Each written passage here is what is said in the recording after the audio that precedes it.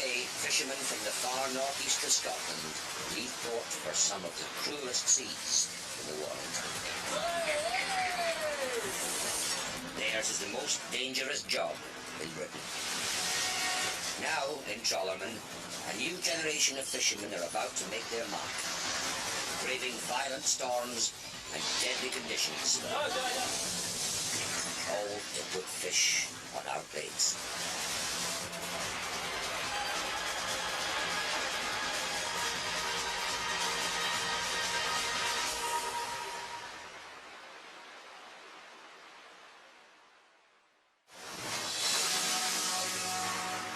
100 miles out in the North Atlantic, Alan Watt, one of Scotland's most successful fishermen, is hunting for monkfish. These elusive creatures are some of the most valuable in the sea. Okay, guys? But so far, all Alan's caught are worthless dogfish. This looks like a pile of rubbish. These aren't marketable fish. They're totally worthless. It's certainly not what I was seeing here last trip. That was a nightmare. Alan's now steamed Genesis 50 miles away from this last haul of dogfish. He's seeking out new fishing grounds and won't relax until he's found his prey. You get a notion in your mind there's going to be fish in that area. Unless you play it out, it's going to niggle in the back of your head all the time. So you just get like a plan in your mind and you just try to play it out the best way you can. Out in the North Atlantic, waves have thousands of miles to build into a massive swell, making conditions dangerous even on quiet days.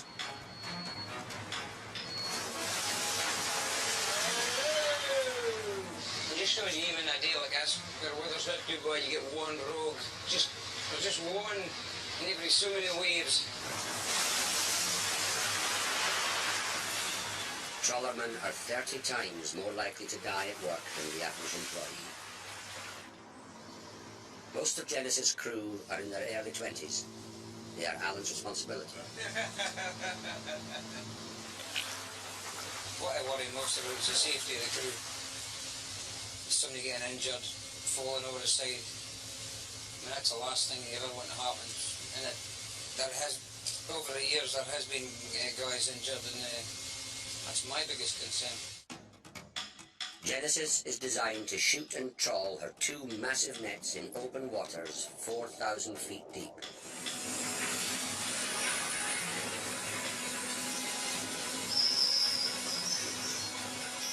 She's a monkfish predator and has hopefully seen the last of the dogfish.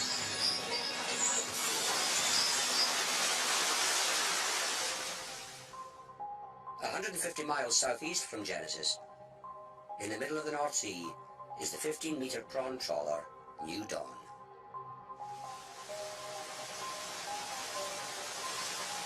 – 23-year-old Chaz Bruce is Fraserburgh's youngest skipper. Feel like a ballerina. But over the last 10 days, nothing has gone right for the smallest boat in the prawn fleet.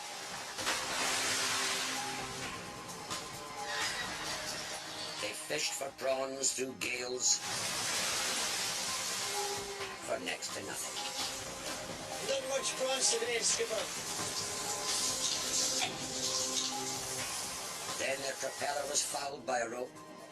Still dangerous. If it slips out of place where if the weather comes away again tomorrow, goes back at the farm, we could be left idle in the middle of the sea. As soon as they were back in action, they had to abandon their main net. Thousands of pounds away we're thrown into the sea.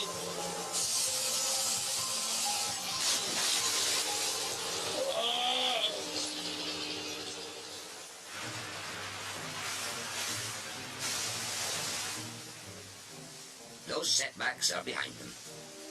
Today is a new day for the New Dawn. The weather is perfect for prawns. But there's more trouble ahead for Chaz and the boys. Oh, that bloody rope there! They managed to slice another net to pieces with the propeller. flipper good. Sick. I had a cable might have to get gas in that bottom shit and much. What's the hole? What's the prawns? Chaz has his work cut out if he is to salvage anything from his relentless run of bad luck.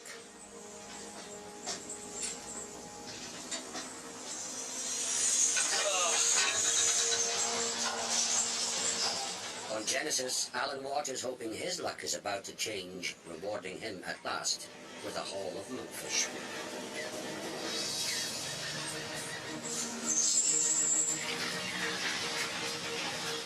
They've been at sea for 3 days now and need a catch just to cover basic running costs.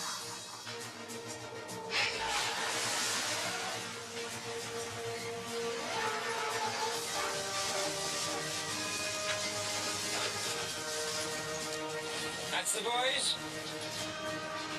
There's nearly a ton of monkfish. There's a good amount of monks there. A total of 28 boxes dingo, so it's a really profitable haul. The monkfish, or anglerfish, is a lethal bottom-dwelling predator.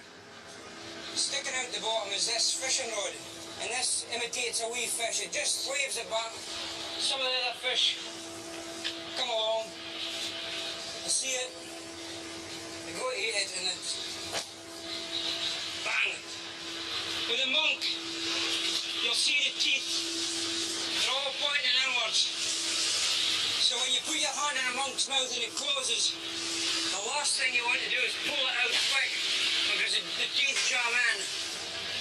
Ah! Come on, boys, we'll get up and holler. On the new dawn, the crew are trying to pull the remains of the mangled net out of the propeller by hand. Haul the thing up, boys. Haul all your strength.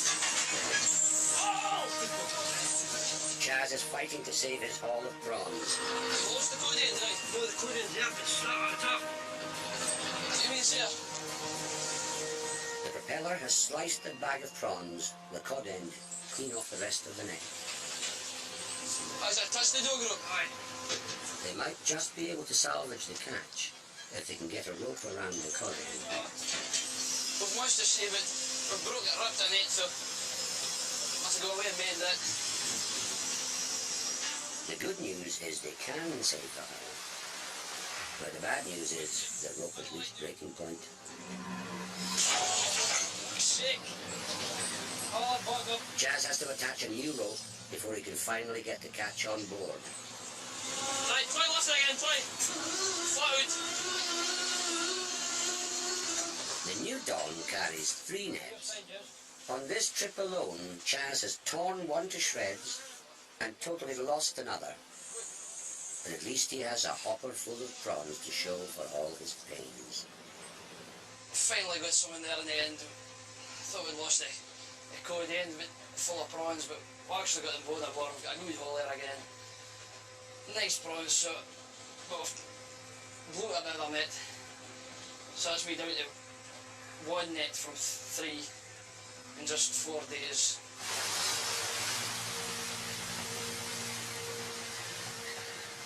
Keeping a boat operational rests entirely upon a skipper's shoulders.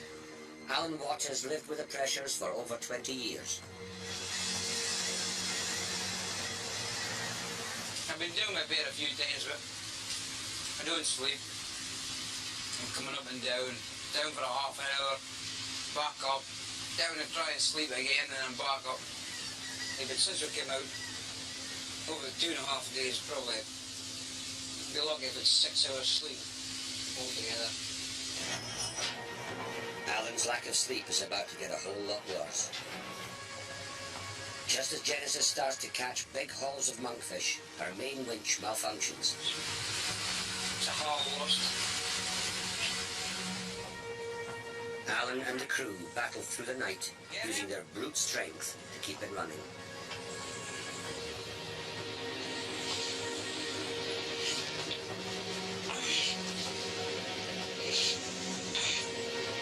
Is that it? It's okay. That'll do.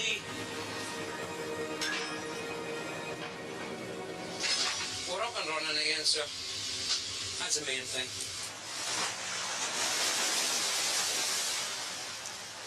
But Alan's efforts are in vain. By mid-morning, the main winch seizes for good. There's something broken.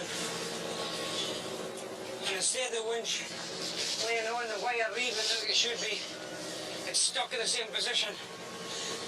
So we're going to have to open up the side of the winch and have a look. But if some of the shafts is broken, we're finished. It's the end of the trip.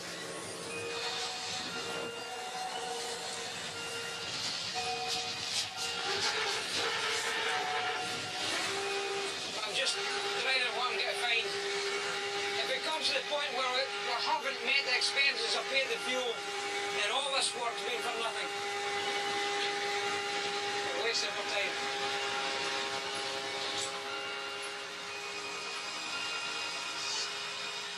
If Alan can't fix the winch, the Genesis will be forced to leave the monkfish behind and return to port.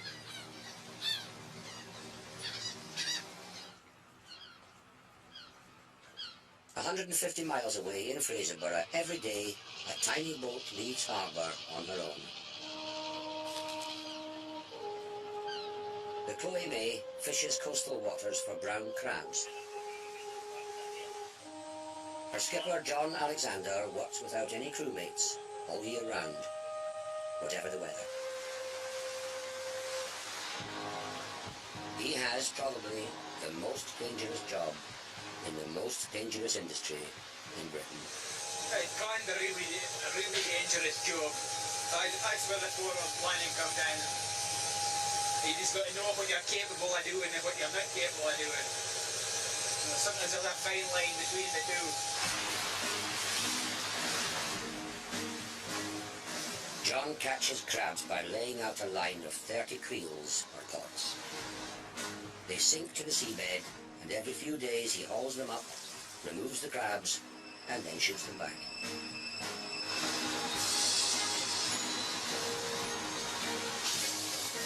But today, the high tides are giving him problems. You can fight the weather, but you can't fight the tide. It'll beat you every time. The buoys that mark the creel's positions have disappeared underwater. The buoys can be pretty hard to find sometimes because kind of state of tides are still just coming up. They've been underwater, now they're up, but possibly just the top of them's showing. And the tide also drags them a good bit from where you drop them, so sometimes a bit of searching about until you actually do find them. John has spent the last 20 minutes trying to find his first line of creels. I just got a glimpse of it a moment ago, but unfortunately I've lost sight of it again, so I'll head in the general direction that I seen it, and I should pick it up from there. The buoys suddenly surface to starboard. John can spin the 10-metre Chloe May on a sixpence. The big buoy is still afloat, it's not really coming up yet, it's just the trailing buoy coming from it's just breaking the surface, so it's getting a bit of a struggle.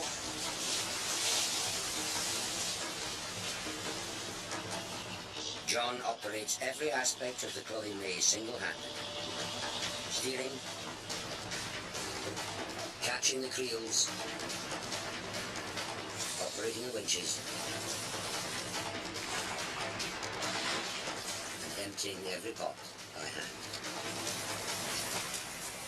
It's the first creel of the day. 3 females. The first one's been not too bad, so hopefully a little bit of indication of how the day is going to go. The thing is, with this job, unlike other jobs in the fishing, you're totally on your own, so you've got to try and make sure everything works fine. There's no one to help you. One of the biggest dangers is working in too much tide. The rope's going round about you and dragging you out over the side.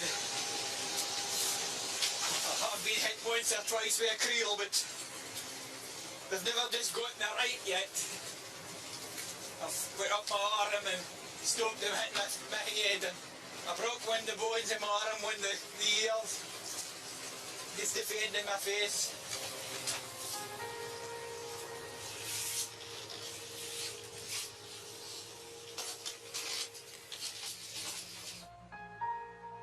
In stark contrast to John's lonely existence on the Trawlermen, other boats operate in packs.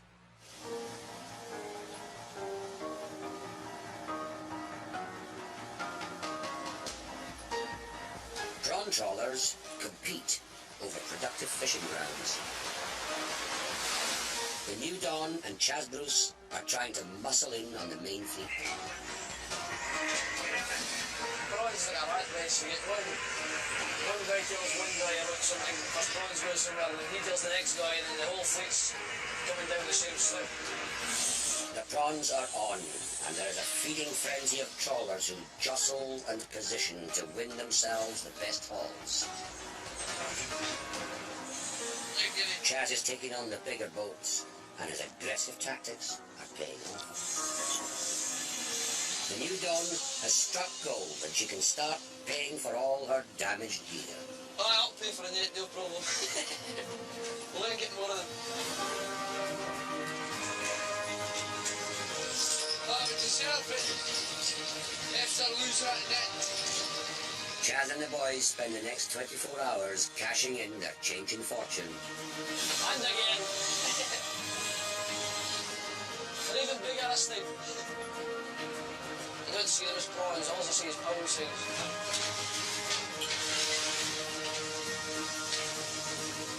I've had my share of bad luck. It says it comes in three, that's how I play now. Beautiful.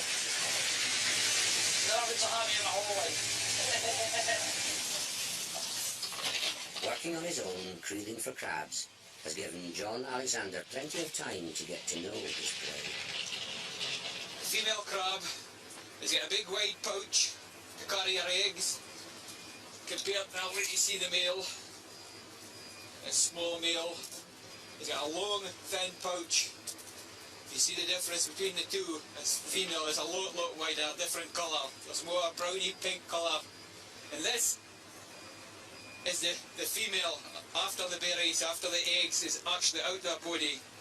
You can see the pouch is now open, and the eggs is carried inside in a big mass. It's no use for this time. Unlike most types of fishing, it's a very friendly way.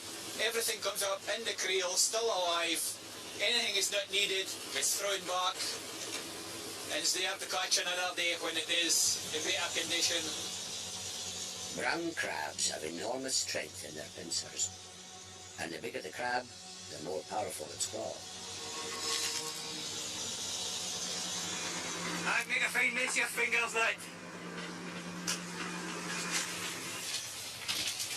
It's amazing the amount of different types of crab is down there.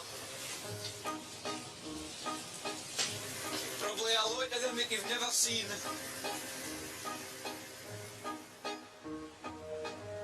It's been a hard day's creeling. The Trawlermen is crawling with crabs. One of the funniest looking crabs I would say we get. It's not very big, but the legs are so thin.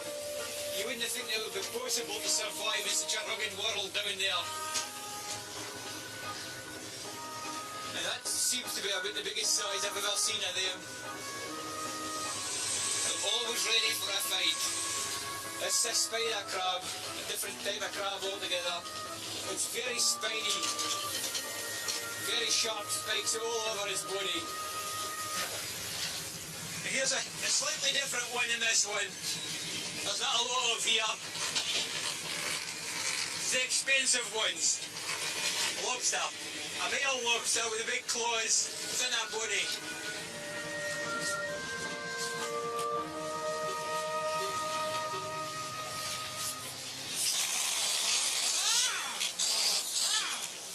On the Genesis, skipper Alan Watt is also on a one-man mission.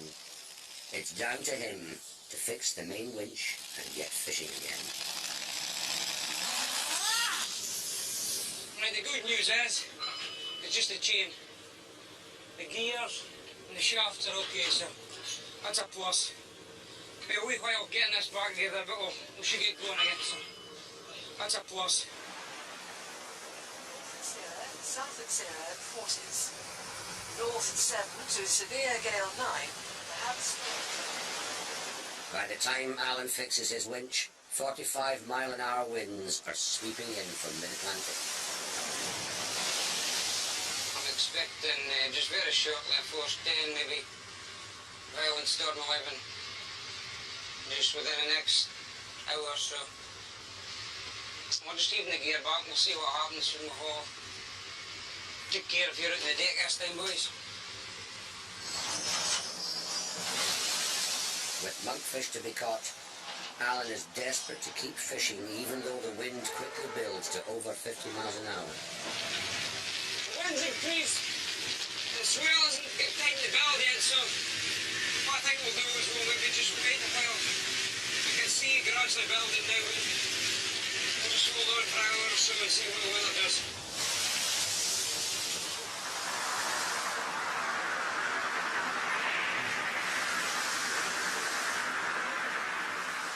As the storm gathers in strength, Alan is forced to abandon fishing.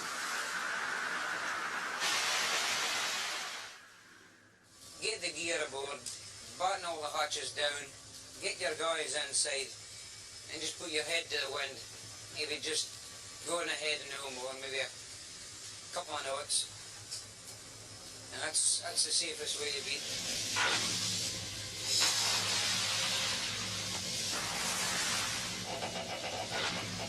The Force 10 storm lasts for the next 12 hours. Genesis takes a heavy battering.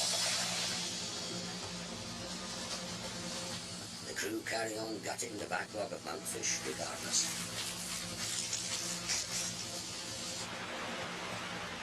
Conditions may be bad on the Genesis, but on the Chloe May, John Alexander faces similar seas, all alone and 12 miles from land. This is what crabbing's about.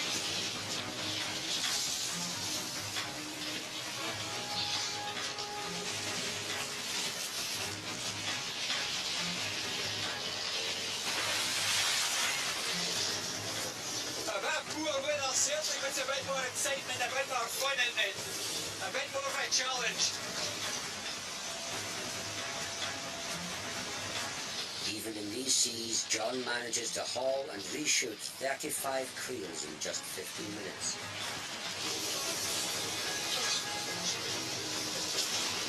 Now this is the kind of day that tests your sanity.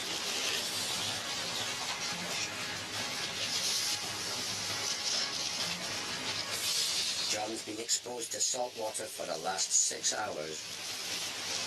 The salt's beginning to take a tail in my eyes now, beginning to nip. Struggling to see. Every day, John risks his life for a few barrels of brown crab. There's 2 creels to go now. It's almost aboard. Not a lot of crabs, 36. Look at the leader. So it's been pretty poor.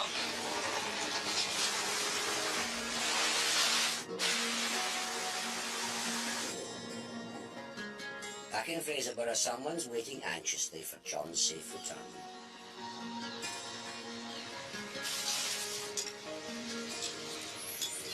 I'm feeding my bait seals now.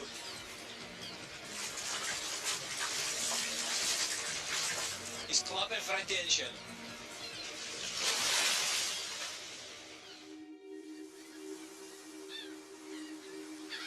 Another daybreak on the new dawn. There are only 2 days left before she has to return to port. But Chaz is in a good mood. It's like bloody at you, James, eh? After 2 weeks of gales, lost nets and poor fishing, they're raking it in.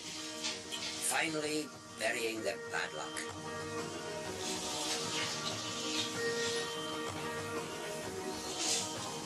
Chaz and the boys work solidly for the next 36 hours with no sleep to win themselves a decent wage. Absolutely superb. Every Every haul contains tens of thousands of prawns. Every single one has to be selected and graded by hand. Fast hands make fast work. That's a good fry. A fine, decent fry. They'll always know like that. They're my brothers and sisters with me aboard now.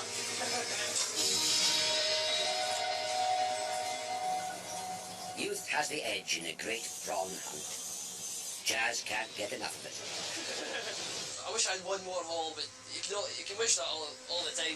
Every week you're wanting, oh, just one more good haul, one more. When it comes to this, it comes to making money, enough's never enough. I always want a wee bit more.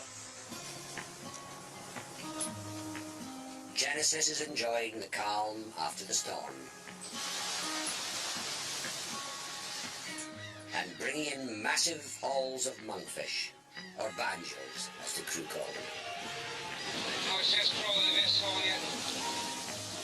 All I'm trying to say is a hopper full of banjos, aka monks. So they're shaped a bit like a banjo. The wee head and the little tail. Show me the light, honey. That's what we're looking for. That's the guys. The big guys. He's a big one. There are now over 200 boxes of premium monkfish on board. And what with another 50 boxes of super expensive Megram flatfish, it's been a bumper fishing trip. Just how lucrative depends upon the price in the market. You're never sure what you're going to get until you land. Till you actually land the fish, they go in the market, and you get that tally in your hand of what you're going to get. Umpteen times going in with a really good shot of fish, and everybody's up in a high, and you just get flattened with the prices. And then I've seen the opposite way about, when you get a really hard trip, you have very little fish, the weather's really poor, your hearts and souls, your boots, and you go in and you get a big price, and it just gives you a really good boost. It was a good trip for Genesis. She grossed nearly £40,000 on monkfish alone. Well, please, Jeff, aye. After his storm-tossed day at sea, John Alexander has £200 worth of crabs to send to Billingsgate Market. But crab meat can be an acquired taste, You want to try it? even for his daughter, Chloe May. Aye, chicken.